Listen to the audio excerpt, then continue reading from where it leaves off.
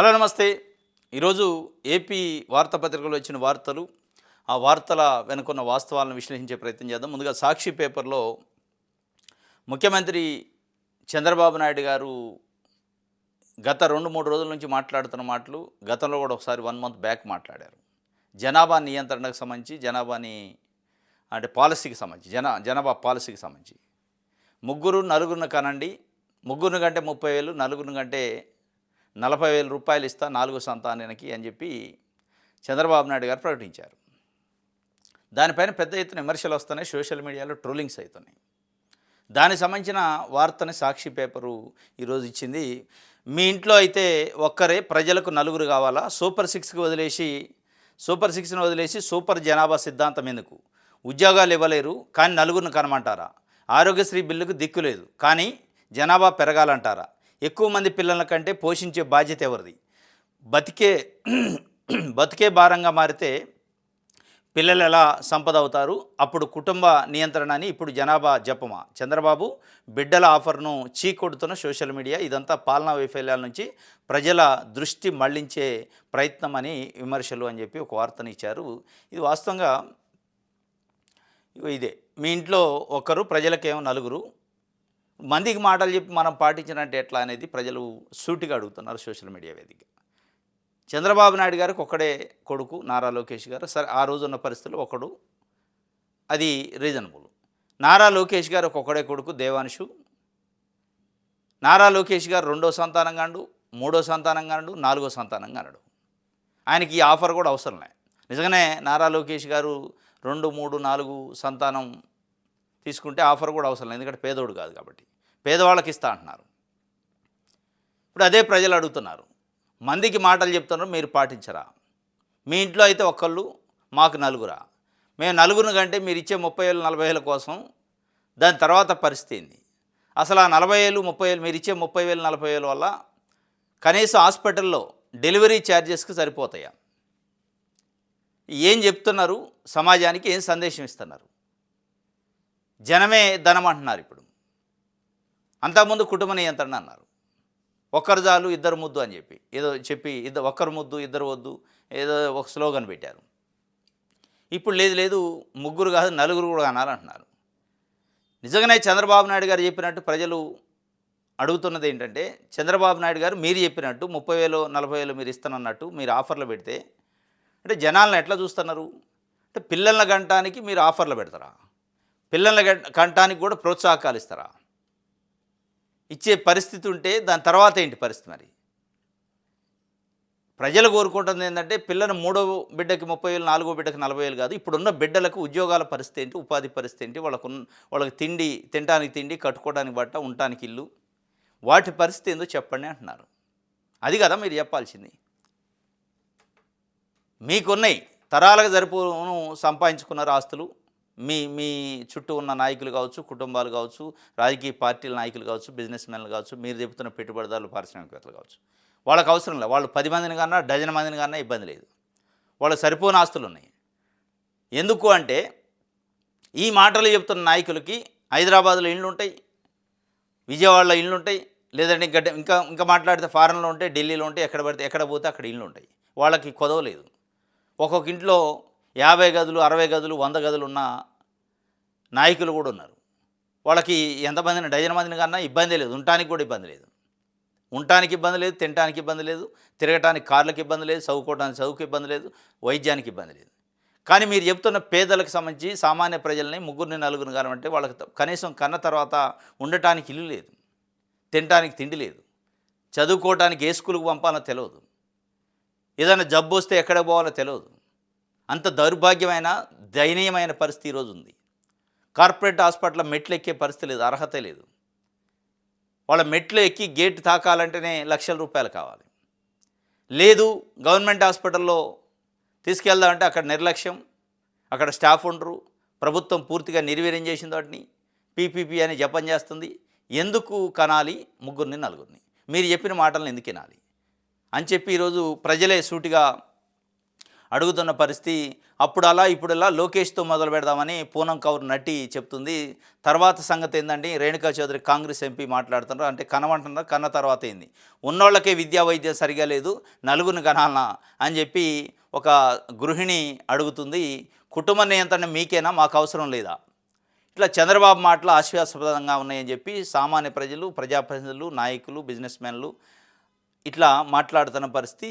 దీన్ని ఇప్పటికైనా వారు ఆగట్ల. నిన్న కూడా చెప్పిండు మళ్ళీ జనమే ధనం అని చెప్పి. ఇది ఒక వార్తగా ఇచ్చారు. చంద్రబాబు నాయుడు గారు మాట్లాడిన మాటల్ని. రైట్.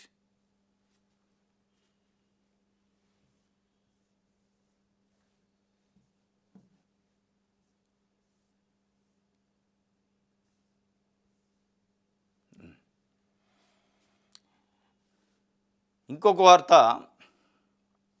పొదుపు ఆంక్షలో మినహాయింపు, ప్రత్యేక విమానాలకు పొదుపు ఆంక్షల నుంచి మినహాయింపు ఉందా? బాబు, పవన్, లోకేష్లకు వెసులుబాటు. ప్రభుత్వ కార్యాచరణలో ప్రత్యేక విమానాలు ఊసేయలేదు. విదేశీ ప్రయాణాలు 6 నెలలు నిలిపేత. పీఎం ఉజ్వల ఎల్పీజీ నుంచి అనర్హుల వేరేతకు ప్రత్యేక డ్రైవ్. వంట నూనెల వినియోగం తగ్గించడంపై ప్రచారం. మంత్రులు, అధికారులు ప్రజా రవాణాని వినియోగించాలి అని చెప్పి పొదుపుకు సంబంధించి, ఇంధనం పొదుపుకు సంబంధించి నరేంద్ర మోడీ గారు పిలిపించిన తర్వాత చంద్రబాబు నాయుడు గారు వారి ప్రభుత్వం కొన్ని ఇది మినహాయింపులు, ఇది ప్రత్యేక విమానాలకు సంబంధించి ప్రత్యేక ప్రభుత్వం కార్యాచరణ ప్రకటించింది. ఏం చేయాలి, ఎట్లా పొదుపు చేయాలని. దాంట్లో ఇప్పటికే చంద్రబాబు నాయుడు గారు, నారా లోకేష్ గారు, పవన్ కళ్యాణ్ గారు ప్రత్యేక విమానాలు ఆడుతున్నారు ప్రభుత్వ ఖర్చుతోని. నాకు తెలిసి ఈ మధ్య కాలంలో 102 కోట్ల రూపాయల పైన ఖర్చు అయింది ఇప్పటికీ అధికారంలోకి వచ్చిన దగ్గర నుంచి ఇప్పటి వరకు. ఈ ముగ్గురుకు సంబంధించి ప్రత్యేక విమానాల ఖర్చు. మరి అక్కడ లేదా పొదుపు? ఈ ముగ్గురి ప్రత్యేక విమానాలు, స్పెషల్ ఫ్లైట్లకు సంబంధించి మినహాయింపు ఉందా లేదా? మినహాయింపులో ఇవి ఉన్నాయా లేవా? అంటే ఈ కార్యాచరణలో వాళ్ళ ముగ్గురు ప్రత్యేక విమానాలను మినహాయింపులు ఎందుకు ఇచ్చారు? ప్రజలకేనా పొదుపు, నాయకులకు లేదా? మాటలు, మీరు చెప్పే నీతులు ప్రజలే పాటించాలా, మీరు పాటించరా? స్టేజీల మీద నీతులు చెప్తున్నారు నాయకులు, ఆ నాయకులు పాటించకపోతే ఎట్లా? ఇప్పుడు ఇంధనం పొదుపు అని కార్యాచరణ ప్రకటించిన ప్రభుత్వంలో ఉన్న ప్రభుత్వ పెద్దలు కావచ్చు, అధికారులు కావచ్చు, టాప్ లెవెల్లో ఉన్న నాయకులు కావచ్చు, వాళ్ళ కుటుంబ సభ్యులు నిజంగానే పొదుపు పాటిస్తున్నారా? వాళ్ళ కుటుంబ సభ్యులు ఇంట్లో ఎంతమంది ఉంటే అంతమంది కార్లు లేవా? వాళ్ళు ఆ కార్లలో తిరగట్లేదా? వాళ్ళు ఎక్కడ ఆదర్శంగా నిలబడరు? ఏ మంత్రులు, ఎమ్మెల్యేలు, ఎంపీలు, కేంద్ర మంత్రులు, వాళ్ళ కుటుంబ సభ్యులు షాపింగ్ మాల్కి పోయినా, హాస్పిటల్కి పోయినా, బయటికి వెళ్ళినా పబ్లిక్ ట్రాన్స్పోర్ట్ వాడుతున్నట్టు మనకి ఎక్కడైనా కనిపించిందా? ఒకళ్ళిద్దరు తప్ప, నిమ్మల రామానాయుడు, మాధవి గారు తప్ప ఎక్కడైనా కనిపించిందా? ఇవన్నీ కనిపించకపోగా టాప్ లెవెల్లో ఉన్న ముగ్గురు, చంద్రబాబు నాయుడు గారు, లోకేష్ గారు, పవన్ కళ్యాణ్ గారు ప్రత్యేక విమానాల్లో చక్కర్లు కొడుతున్నారు. హైదరాబాద్కి, అమరావతికి ఇంకా వేరే ప్లేసులకి కోట్ల రూపాయలు ఖర్చు పెట్టి వాటిని దీని నుంచి ఎందుకు మినహాయించారు? ఈ పొదుపు జపం, పొదుపు నీతి ప్రజలకైనా నాయకులకి లేదా అనేది ప్రజలు సూటిగా అడుగుతున్నారు. అది పొదుపు కావచ్చు, లేదా జనాభాకి సంబంధించి కావచ్చు, పిల్లలను కనటం కావచ్చు, మందికి చెప్పటం కానీ మనం పాటించమా, మీరు పాటించరా అని ప్రజలు అడుగుతున్న పరిస్థితి. ఇది ఒక వార్త ఇచ్చారు. ఇంకోటి, ఏపీలో 3 సెకన్లకు ఒక ఓటు ఎలా సాధ్యమైంది? దేశంలో 16 కోట్ల ఓట్లు తొలగించే కుట్ర జరుగుతుంది. సరితో 30% ఓట్లు తగ్గిపోయే ప్రమాదం. రాజకీయ, ఆర్థిక విశ్లేషకుడు పరకాల ప్రభాకర్ బ్యాలెట్ ఓటింగే ఉత్తమం అన్న రైతు ఉద్యమ నేత వడ్డే శోభనాదేశ్వరరావు అని చెప్పి ఒక వార్తను. ఏపీలో 3 సెకన్లకు ఒక ఓటు 2024లో జరిగిన సాధారణ ఎన్నికల్లో, ఎంపీ, ఎమ్మెల్యేల ఎన్నికల్లో ఓటు వేశారట. 3 సెకన్లకు ఒక ఓటు. వాస్తవంగా ఈవీఎంల్లో ఓటు వేయడానికి ఆన్ అండ్ యావరేజ్గా 17 సెకన్లు పట్టింది ఒక ఓటు వేయడానికి. ఇది భారత ఎన్నికల సంఘం చెప్పింది. 17 సెకన్లు ఎక్కడ, 3 సెకన్లు ఎక్కడ? సరే, 17 సెకన్లది 10 సెకన్లో, 11 సెకన్లో, 14 సెకన్లు వేసిండంటే స్పీడ్గా వేసిండు, కాస్త అవగాహన ఉన్నాడు అనుకోవచ్చు. 17 కాస్త 3 సెకన్లను ఓటు వేసారంటే అది ఓటు వేసినట్ట? అసలు ఆ ఈవీఎంల మిస్టరీ పరిస్థితి ఏంటి? ఇప్పటికే ఆంధ్రప్రదేశ్లో జరిగిన ఎన్నికలపైన, ఆంధ్రప్రదేశ్లో ఏర్పడ్డ ప్రభుత్వం పైన అనేక విమర్శలు ఉన్నాయి. 12.5% ఓట్లు ఎక్కువగా నమోదైనవి పోలింగ్ రోజుకి, లెక్కింపు రోజుకి అనేది ఒక విమర్శ ఉంది. దట్టు రాత్రి 8 గంటల నుంచి మధ్యరాత్రి 2 గంటల వరకు పోలింగ్ జరిగినట్టు, ఆ మధ్యకాలంలో 8% పోలింగ్ నమోదైనట్టు ఎలక్షన్ కమిషన్ ఆఫ్ ఇండియా చెప్పిన రిపోర్ట్లలో ఉంది. ఇవన్నీ ఎట్లా సాధ్యమైనవి? అసలు 3 శాఖలకు ఒక ఓటు దేశంలో ఎక్కడా సాధ్యం కాదు, ఆంధ్రప్రదేశ్లో ఎట్లా సాధ్యమైంది? దీని వెనక ఉన్న మిస్టరీ ఏంటి అని పదే పదే ఇప్పటికే సామాజిక రాజకీయ విశ్లేషకులు చాలామంది మాట్లాడుతున్నారు. పరకాల ప్రభాకర్ గారు అయితే పాయింట్అవుట్ చేసి ఇన్ఫర్మేషన్ విశ్లేషణ చేస్తూ ఫిగర్స్తో సహా చెబుతున్నారు ఎక్కడ జరిగింది ల్యాబ్స్ అని. దానిపైన ఈరోజు వరకు ఇంత మన పెద్దగా గొప్పగా చెప్పుకునే భారత ఎన్నికల సంఘం కానీ, భారత ప్రభుత్వం కానీ, ఇక్కడ ఏర్పడిన రాష్ట్ర ప్రభుత్వం కానీ ఒక్కటంటే ఒక్కటి వివరణీయలే, దానికి ఎక్స్ప్లెనేషన్ లేదు. అంటే దీన్ని ఏమనుకోవాలి? అంటే మౌనం అర్ధాంగీకారం అంటారు. పరకాల ప్రభాకర్ గారు చెప్తున్న దానికి కౌంటర్ ఇవ్వలేదంటే, పరకాల ప్రభాకర్ గారు చెప్తున్న దానికి వివరణ ఇవ్వట్లేదంటే, పరకాల ప్రభాకర్ గారే కాదు, చాలామంది రాజకీయ విశ్లేషకులు, ప్రజా సంఘాలు, రాజకీయ పార్టీల నాయకులు, సామాజిక సంఘాల నాయకులు చెబుతున్నారు అనుమానాలు ఉన్నాయని. ఆ అనుమానాలపైన ఎందుకు మాట్లాడలేని పరిస్థితి, ఎందుకు నివృత్తి చేయలేని పరిస్థితి, ఆ అనుమానాలు నివృత్తి చేయట్లేదు, అనుమానాలపైన మౌనంగా ఉన్నారంటే దాని అర్థం నిజమేనా? అర్ధాంగీకారమా? అంగీకారమా? నిజంగానే అంగీకారమా అర్ధాంగీకారం అయితే అసలు ప్రజాస్వామ్యంలో ప్రజల ఒపీనియన్కి విలువ ఉందా, ఉంటుందా భవిష్యత్తులో అనేది అయితే పెద్ద ఎత్తున చర్చ జరుగుతుంది. మళ్ళీ ఒకసారి నిన్న పరకాల ప్రభాకర్ గారు చెప్పిండు ఎలా సాధ్యమైందని. రైతు ఉద్యమ నేత ఒడ్డే శోభనాశ్వర గారు బ్యాలెట్ పద్ధతే ఉత్తమము అని చెప్పి కూడా మాట్లాడిన పరిస్థితి. ఇది ఒక వార్త. దోపిడీ విజను స్కామ్ డిజైన్ గన్నవరం అంతర్జాతీయ విమానాశ్రయం సాక్షిగా బండారం బట్టబయలైందని చెప్పి సాక్షి పేపరు గన్నవరం అంతర్జాతీయ విమానాశ్రయంని ఎక్స్టెండ్ చేయాలని చెప్పి 2015లో ఈ పోర్టు అభివృద్ధికి కేసరపల్లి, బుద్ధవరం, చిన్న ఔటుపల్లి, అల్లాపురంలో భూ సమీకరణ చేశారు. రాజధానిలో కంటే గన్నవరం విమానాశ్రయం ల్యాండ్ పూలింగ్లోనే అధిక ప్రయోజనం కల్పించే సర్కారు. ఇది ఒక స్కామ్. దీనికి సంబంధించి ఇక్కడ ఈ దోపిడీ గురించి ఇస్తే ఆంధ్రజ్యోతులు ఇంకో దోపిడీ గురించి ఇచ్చారు. ఏ దోపిడీ నిజం, ఏ దోపిడీ పరిస్థితి ఏందనేది చూద్దాం. ఇగో ఇక్కడ ఈయన కూడా భూదోపిడీ అన్నాడు. 2000 కోట్ల భూదోపిడీకి స్కెచ్, నెల్లూరులో ఇనాం భూములపై గత ప్రభుత్వ సలహాదారు కన్ను. ఇది వీరి వార్త, అది వారి వార్త. గన్నవరం ఎయిర్పోర్టు విస్తరణ కోసం భూముల సమీకరణ చేసి ఆ భూములు ఇచ్చిన రైతులకి అమరావతిలో ప్లాట్లు ఇచ్చారట. గన్నవరం ఎయిర్పోర్టు కోసం విస్తరణ కోసం భూములు ఇచ్చిన రైతులకి అమరావతిలో ప్లాట్లు ఇచ్చారు. ఆ రైతులు ఎవరు? ఆ రైతులు అసలైన రైతులా? కేవలం అమరావతిలో ప్లాట్లు పొందడం కోసం గన్నవరం ఎయిర్పోర్ట్లో విస్తరణ చేస్తున్నామని చెప్పి ప్రభుత్వం లీకులు ఇచ్చి ముందే వాళ్ళతో కొనిపించి ప్రభుత్వానికి దగ్గరగా ఉండే దాంట్లో బులుసు శ్రీనివాస ఏదో పేరు కూడా ఇచ్చారు. ఆయన కొన్ని 100 ఎకరాల భూములు ఆ గన్నవరం ఎయిర్పోర్ట్ చుట్టూ కొని వాటిని మళ్ళీ ఆయనే ప్రభుత్వానికి ఇచ్చినట్టు ఇచ్చి, ఆ ఇచ్చినందుకు పరిహారంగా రాజధాని ప్రాంతాల్లో అమరావతిలో రైతులు అమరావతి కోసం ఇచ్చిన భూమిని, కమర్షియల్ ప్లాట్ని, కార్నర్ బిట్ని బులుసు శ్రీనివాస్కి అప్పచెప్పారట. అమరావతి కోసం భూములు ఇచ్చిన రైతుల కంటే కూడా ఇంకా మెరుగైన ప్యాకేజీని ఇచ్చారు. కానీ అల్టిమేట్గా మరి గన్నవరంలో ఎయిర్పోర్టు విస్తరణ చేస్తానంటే లేదు. మళ్ళీ వచ్చారు అమరావతిలోనే మళ్ళా ఎయిర్పోర్ట్ కోసం భూ సమీకరణ 2వ విడతలో ఇప్పుడు స్టార్ట్ చేశారు. అంటే గన్నవరం ఎయిర్పోర్ట్ విస్తరణ లేదు, అది జరగదు, అది తెలుసు. ప్రభుత్వం లీకులు ఇచ్చి అక్కడ కొనిపించి మళ్ళీ వాళ్లతోనే ఇప్పించి వాటికి ప్రతిఫలంగా అమరావతిలో ప్లాట్లు ఇప్పించి ఇక క్లోజ్ అయింది, వాళ్ళ ఎజెండా క్లోజ్ అయింది. కాబట్టి ఇప్పుడు లేదు గన్నవరంలో కాదు, అంతర్జాతీయ విమానాశ్రయాన్ని మన దగ్గర వేరే దగ్గర ఏర్పాటు చేస్తున్నామని అదొక కుంభకోణం అని వాళ్ళు ఇస్తే, లేదు గత ప్రభుత్వంలో జగన్మోహన్ రెడ్డి గారి ప్రభుత్వంలో సలహాదారుగా ఉన్న వ్యక్తి అట ఒక 2000 కోట్ల రూపాయల ఇనాం భూమిని కాజేయాలని చూస్తానట. అప్పుడా అంటే వీళ్ళ ఉద్దేశం జరిగేది ఇప్పుడు దీన్ని నిలువరించాల్సిన ప్రభుత్వం. అది గత ప్రభుత్వంలో సలహాదారా, ఇప్పుడు ప్రభుత్వంలో సలహాదారా, అసలు మామూలుడా, బ్రోకరా, ఇదే సామాన్య మనిషా, లేదా పత్రిక జర్నలిస్టుల పేరుతోని దందా చేసేవాళ్ళ, లేదా ఇంకోళ్ళ రాజకీయ నాయకుల, పొలిటీషియన్సా, అధికారుల, ఎవరు అనేది పక్కన పెడితే మరి ఏం చేస్తుందో 2000 కోట్ల రూపాయల ఇనాం భూమిని పైన కన్నేస్తే గత ప్రభుత్వంలో ఉన్న సలహాదారు, ఇప్పుడున్న ప్రభుత్వంలో సలహాదారులు, మంత్రులు, ముఖ్యమంత్రులు ఏం చేస్తున్నారు, అధికారులు ఏం చేస్తున్నారు? ఇక్కడ ఆంధ్రజ్యోతి ఇంటెన్షన్ ఏంది? దీనిపైన కన్నేసింది గత ప్రభుత్వంలో సలహాదారుగా ఉన్నాయని కాబట్టి వాళ్ళకి అంటగట్టే ప్రయత్నం కాకుండా దానికోసం వార్త రాసినది. 2000 కోట్ల భూమి కోసం దాన్ని కాపాడటానికి కోసం వార్త రాసినట్లేదు. గత ప్రభుత్వంలో సలహాదారు అనే ఒక ముద్ర వేయడానికి ఈ వార్త రాసినట్టుంది. అది గత ప్రభుత్వం ఇప్పుడు సలహాదారా, లేదా మంత్రి, ఎమ్మెల్యే, ఎమ్మెల్సీ, ఎంపీ కాదు ఆడ.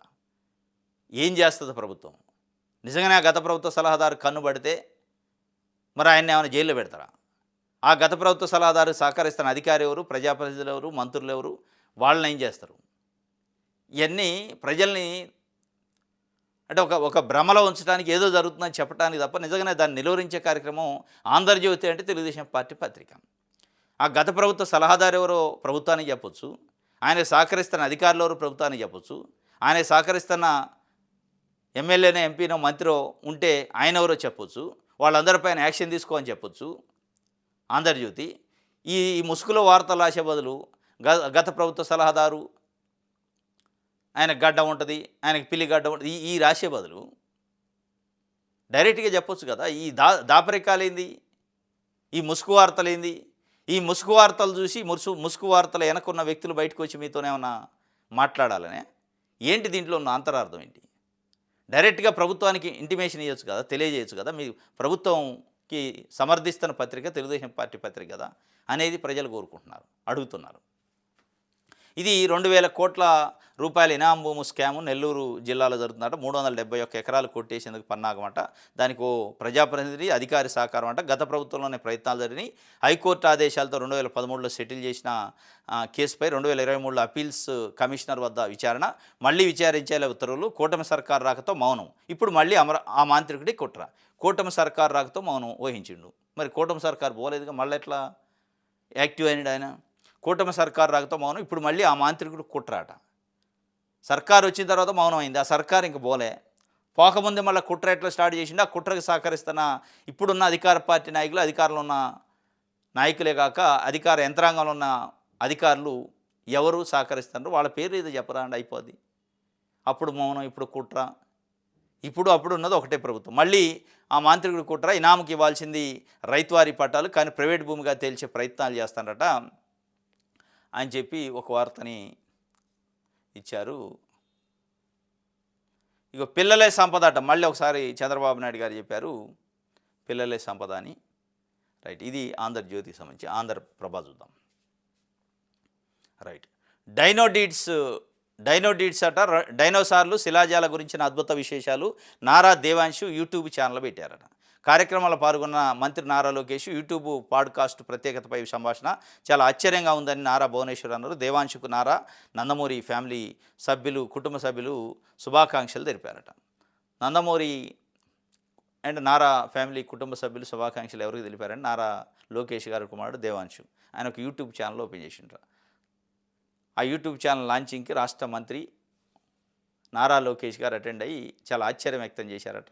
అవన్నీ వివరిస్తుంటే అంటే నారా లోకేష్ గారు అంటే ఇప్పుడు కంటెక్స్ట్ ఏంటంటే, చంద్రబాబు నాయుడు గారు ఒకవైపు ముగ్గురిని నలుగురిని కానండి ప్రజలకు చెప్తుండ్రు.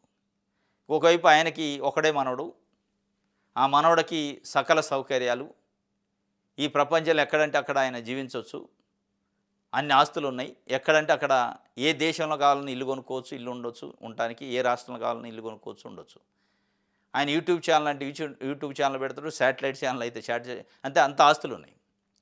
అయ్యి ఒక అద్భుతాలు. దాని గురించి అలా ఒక 2-3 పేపర్లు రాసినాయి. Nara Devansh YouTube channel launch చేసిండు అంటే ఎటు తీసుకెళ్తారు మనం జర్నలిజం కానీ మన పబ్లిక్ యాటిట్యూడ్ని, పబ్లిక్ ఆలోచన విధానాన్ని పత్రికలు, టీవీ ఛానళ్ళు ఏ వైపు ఆలోచించడానికి. ఈరోజు మక్క రైతులు, వడ్ల రైతులు కల్లాల్లో దీనమైన పరిస్థితుల్లో ఉన్నారు. వాళ్ళు కొనే దిక్కు లేక, పొగాకు, ఆక్వా రైతులు వాళ్ళు దీనమైన స్థితిలో ఉన్నారు. వాళ్ళ గురించి ఏ పేపర్ అని వార్త రాసిన ఆంధ్రజ్యోతి కానీ, ఈనాడు కానీ, ఆంధ్రప్రభ కానీ, ఈవెన్ సాక్షి పేపర్ కానీ, వాళ్ళ రాజకీయాలు తప్ప రైతులు, ప్రజలు, వాళ్ళ సమస్యలు. అంటే నారా లోకేష్ గారు కొడుకు యూట్యూబ్ ఛానల్ లాంచ్ చేస్తే ఒక వార్త, నారా లోకేష్ గారు కొడుకు కుర్తా పైజామా అయితే ఇట్లా డ్రెస్ వేసుకుంటే, ఒక వెరైటీ డ్రెస్ వేసుకుంటే అదొక వార్త, నారా లోకేష్ గారి కుమారుడు జన్మదిన సందర్భంగా తిరుమల తిరుపతిలో అన్నదాన కార్యక్రమంలో భోజనం వడ్డిస్తే అదొక వార్త. ఇవే వార్తలు. దేనికోసం మన వార్తాపత్రికలు, టీవీ ఛానల్ నడిపేది? ప్రజలు, ప్రజా సమస్యలు ప్రభుత్వం దృష్టికి తీసుకెళ్ళటం, ప్రభుత్వాన్ని ప్రశ్నించడమా? ఈ జోకే మోసేవారమా? ఎస్, వారి ఇష్టం. నారా లోకేష్ గారి కొడుకు యూట్యూబ్ ఛానల్ ఒకటి కాదు 10 పెట్టుకోవచ్చు, తప్పులేదు. కానీ దానికి ఎలివేషను, పబ్లిసిటీ దేనికోసం?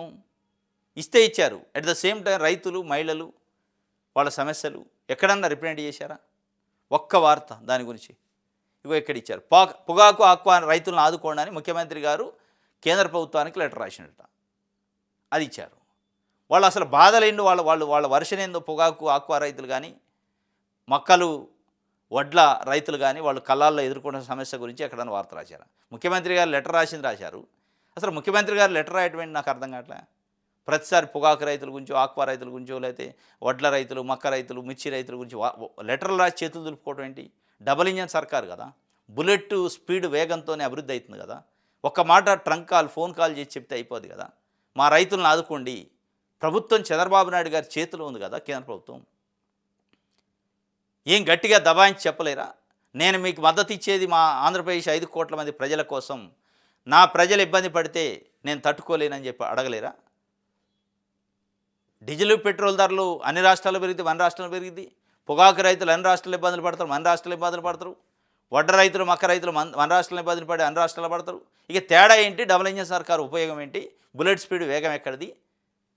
ఈ లెటర్లు ఏంటి? ఉత్తరాలు ఏంటి? ఎన్డీఏ కూటమిలో లేని వాళ్ళు కూడా ఉత్తరాలు రాస్తారు ముఖ్యమంత్రులు. ఈ ఉత్తరాలు ఎవరు రాస్తారు? పని చేయ చేతగాని వాళ్ళు ఉత్తరాలు రాస్తారు. పని చేసేటోళ్ళు ఢిల్లీలో కూర్చొని గంట సేపు నరేంద్ర మోడీ, అమిత్ షా దగ్గర కూర్చొని మా పొగాకు ఆక్వా రైతులు, వడ్డ రైతులు, మొక్కజొన్న రైతులకి ఇస్తారా ఇయ్యరా ప్రోత్సాహకాలు, లేదంటే నన్ను కన్ను తెరవంటరా అని అడగలేరా? ఎందుకు అడగలేరు? దేనికోసం మీ డబుల్ ఇంజన్ సర్కారు అనేది ఈరోజు రైతులు అడుగుతున్నారు. అవన్నీ వదిలేసి డీటో డైట్ అయింది, డైనో డీట్స్ ఒక యూట్యూబ్ ఛానల్ పెట్టండి, దాని గురించి ఫోటో వేసి వార్త ఇచ్చారు. ఇంకొక వైపు చంద్రబాబు నాయుడు గారు నాకు ఒక్కడే మనవడు కావాలి కానీ మీకు అందరికీ 3, 4 కానండి, నేను 30,000, 40,000 ఇస్తా ఆయన ఇంట్లో ఇచ్చినట్టు చెప్తున్నా. ఇది ఆంధ్రప్రభ రాసిన వార్త. రైట్, విషయాలందరూ చూద్దాం. ఏం కొంటాం, ఏం తింటాం, బతుకు మరింత భారము, పేదలు, మధ్యతరగతిపై పెట్రోల్ దెబ్బ, ఇప్పటికే పెరిగిన నిత్యావసర ధరలు, కనీస అవసరాలు తీర్చుకోలేని పరిస్థితి. ప్రధాని మోదీ పొదుపు మంత్రంపై ప్రజాగ్రహం. దేశంలో పెట్రోలు, డీజిల్ ధరలను సుమారు 3 రూపాయల వరకు పెంచడం, రానున్న వారంలో మరో 10 రూపాయలు పెరగవచ్చన్న సంకేతాల మధ్య పేదలు, మధ్యతరగతి ప్రజల జీవనం మరింత భారం కానుంది. పెట్రోల్ ఉత్పత్తుల ధరలు పెంచడంతో నిత్యావసర వస్తువుల ధరలు భారీగా పెరిగాయి. ఈ ధరలు తారాస్థాయికి చేరే పరిస్థితి స్పష్టంగా కనిపిస్తుంది. డీజిల్ ధరలు పెంపు కేవలం రవాణాకు సంబంధించింది మాత్రమే కాదు, ఇది జీవన వ్యయానికి సంబంధించింది. నగరాలకు కూరగాయలను తీసుకెళ్లే ప్రతి ట్రక్కు, పాల ప్యాకెట్లను డెలివరీ చేసే ప్రతి వ్యాను, ఆన్లైన్ ఆర్డర్ను డ్రాప్ చేసే ప్రతి బైకు, వీటన్నిటిని నడపడానికి ఇప్పుడు ఎక్కువ ఖర్చు అవుతుంది. వాణిజ్య ఎల్పిజి సిలిండర్ల ధరలు వరుసగా 3 నెల కూడా పెరగడంతో రెస్టారెంట్లు, హోటళ్ళు, వీధి ఆహార విక్రేతల నిర్వహణ ఖర్చులు గణనీయంగా పెరిగాయి. ఇక బయట తినడము లేదా ఆన్లైన్లో ఆర్డర్ చేయడం త్వరలో ఖరీదైందిగా కావచ్చు. ఇది ప్రజలు అసలు ఏం కొనేటట్లేదు, ఏం కొంటాం, ఏం తింటాం అనే పరిస్థితికి వచ్చింది. ఇంకొక వైపు మోడీ గారు, చంద్రబాబు నాయుడు గారు పొదుపు జపం, పిల్లల జపం, సంపద జపం చెప్తున్నారు. నీతులు ప్రజలే చెప్తున్నారు, వాళ్ళు పాటించట్లే. మందికి మాటలు చెప్తున్నాం, మనం పాటించట్లే. పొదుపు మంత్రాలట, పొదుపు మంత్రాలు అంటున్నారు. పొదుపు మంత్రం మీరు చెప్పింది పాటిస్తూనే ఉన్నారు ప్రజలు. అది పాటించుతున్నారో లేదో తీసుకొచ్చి 3 రూపాయలు డీజిల్, పెట్రోల్కి లీటర్కి పెంచారు. గ్యాస్ ధరలు ఇప్పటికే పెరుగుతూనే ఉన్నాయి వరుసగా. రేపు మాపు మళ్ళీ ఇంకో 10 రూపాయలు డీజిల్, పెట్రోల్ పైన పెరిగింది. ఏమవుతుంది? మనం ఒక కారో, బైక్లోనో, ట్రాక్టరో, లేదంటే లారీలోనో డీజిల్ పోయించుకునేటప్పుడు ఒక 3 రూపాయలు లేదా 10 రూపాయలు పెరిగిందంటే అంతవరకు ఆగదు. అది మనకు బైక్లో, కారులో పోయించుకునే పెట్రోల్కి ధర పెరిగిద్ది, మనం ఎక్కడన్నా ఒక ఛాయ్ తాగాలంటే ధర పెరిగిద్ది, ఒక టిఫిన్ చేయాలంటే ధర పెరిగిద్ది, ఒక కూరగాయలు కొనుక్కోవాలంటే ధర పెరిగిద్ది. అన్నీ ప్రజలు వాడే నిత్యావసర వస్తువులన్నిటికీ ధర పెరిగిద్ది. ఈ ధర పెరగటం వల్ల టాప్ లెవెల్లో ఉన్న నాయకులకో, అధికారులకో, బడా బాబులకో ఏమి ఇబ్బంది లేదు. దీనికి ఇక 3 పెరిగినా వాళ్ళు ఎక్కడ ఇబ్బంది పడరు, అసలు పెరిగినట్టు కూడా ఫీల్ కారు. వాళ్ళ ఆర్థిక పరిస్థితి అట్లుంది. సామాన్య ప్రజలు పరిస్థితి ఏంటి? ఈరోజు మీరు చెప్తున్న పొదుపు జపాలు, మీరు వేస్తున్న వడ్డనలు, దీంతోనే అసలు వాళ్ళు ఏమైనా కొనేటట్టు, తినేటట్టుందా, బతికేటట్టుందా? బతుకు మీద దాడి చేసినట్టుంది.